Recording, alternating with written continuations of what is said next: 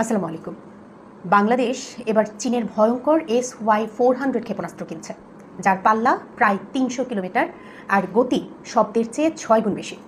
ভারতের অনেক মিডিয়ায় বলছে এটা নাকি বাংলাদেশের নতুন সামরিক জোটের ইঙ্গিত। কিন্তু ব্যাপারটা আসলে কি? সত্যি কি বাংলাদেশ এমন ক্ষেপণাস্ত্র নিচ্ছে? চলুন পুরো গল্পটা দেখি। ভারতীয় সংবাদ মাধ্যম দ্য উইক আর প্রতিরক্ষা বিশ্লেষণ সাইট ডিফেন্স সিকিউরিটি এশিয়া তারা জানিয়েছে বাংলাদেশ নাকি চীনের কাছ থেকে SY-400 মিসাইল সিস্টেম কেনার সিদ্ধান্ত নিয়েছে।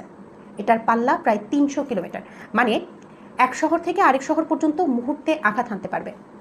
আরও বলা হচ্ছে এই ক্ষেপণাস্ত্র কয়েক মিনিটেই প্রস্তুত হয়ে লঞ্চ করা যায়, যা সেনাবাহিনীর দ্রুত প্রতিরোধ ক্ষমতা অনেক বাড়িয়ে দিতে পারে।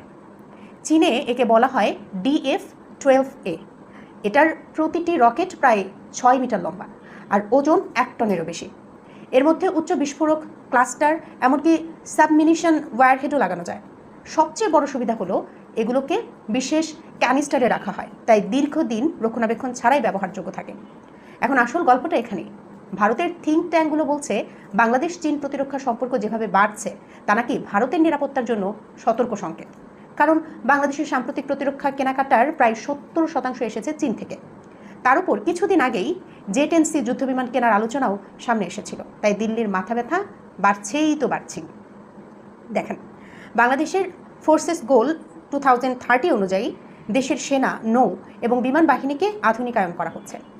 এই লক্ষ্যেই হয়তো চীনের কাছ থেকে উন্নত প্রযুক্তি নিচ্ছে সরকার। কিন্তু প্রশ্ন হচ্ছে এই সিদ্ধান্তটা কতটা ভারসাম্যপূর্ণ আর এর কূটনৈতিক প্রভাব ভবিষ্যতে কতটা হবে। কারণ প্রতিরক্ষা জোট মানে শুধু অস্ত্র কেনা কিন্তু নয়, তার সঙ্গে জড়িত রাজনীতি, কৌশল আর আন্তর্জাতিক অবস্থানও।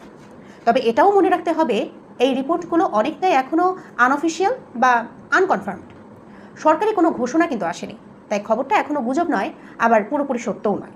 তবে যদি সত্যি হয়ে থাকে তাহলে এটা বাংলাদেশের প্রতিরক্ষা ইতিহাসে বড় একটি পদক্ষেপ হবেই, তাতে কোনো সন্দেহ নয়। আমার প্রশ্ন আপনার কাছে, বাংলাদেশের কি এখন সবচেয়ে বেশি দরকার প্রতিরক্ষা শক্তি বাড়ানো, নাকি আগে দরকার কূটনৈতিক ভারসাম্য রক্ষা করা? আপনি কি ভাবেন, চীনের সঙ্গে এমন ঘনিষ্ঠ সম্পর্ক কি সঠিক পথে যাচ্ছে? কমেন্টে আপনার মতামত জানান।